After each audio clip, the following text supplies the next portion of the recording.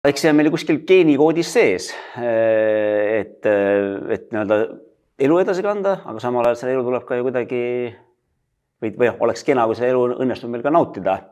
Ja ega siis ühtepidi, eks ju, nende meestele heidetakse ette või antakse käsk, et tapa mammut, eks ju, ja teine hetk on see käsk, et ole tundeline. Täida mu vajadust, eks ju, nii verbaalselt, nii visuaalselt, nii puudutuse mõttes kui kõiges muus. Et need samad käed peavad seda oda hoidma ja peavad ka silitama.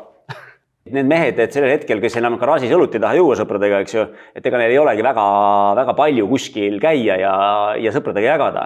Ja juba siin klassikud on ütelnud, Sigmund Freud, eks ju, et kõik väljendamata tunded ei kao mitte kuhugile, vaid kui sa surud maha, nad tulevad mõne aja pärast palju suurema kollina tagasi ja jälle kollina tagasi. Sa pead need tunded ära väljendama, et sa ei saa ilma tunnetad elada. Need tunded on see on meie olemus, see on meie geenikoodis, eks. See ongi see kriisi hetk, kus oleks võimelised abi väljapoolt vastu võtma, eks vaatame, mis toimub. Mehed käivad ju. Mehed avanevad ja see on hästi ilus vaadata.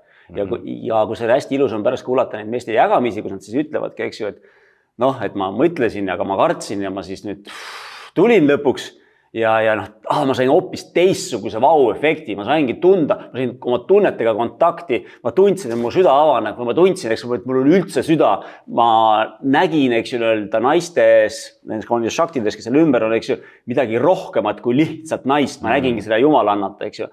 Ma tahakski hoopis nüüd vaadata maailma teise vilguga, see on hästi-hästi ilus. See muudabki elu värviliseks, see muudab elu huvitavaks, et seal on nagu erinevaid tahke, erinevaid tundeid, erinevaid emotsioone ja ikka jälle visatakse midagi natukene õli tulle peale. Aga mida me naudime tegelikult, pisikesed asjad, eks igas päevas.